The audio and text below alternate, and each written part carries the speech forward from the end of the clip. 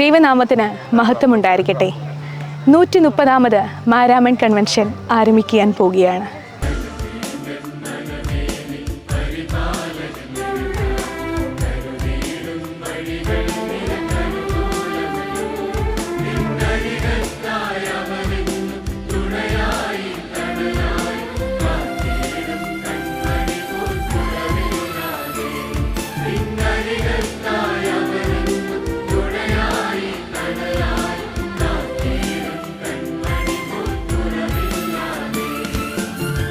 ദൈവവചനത്തിൻ്റെ അടിസ്ഥാനത്തിൽ സമൃദ്ധമായ ജീവൻ്റെ സമകാലിക വെല്ലുവിളികൾ നാം തിരിച്ചറിയുന്നതിനും ഘോഷിക്കുന്നതിനും ഇടയായിട്ട് തീരണം.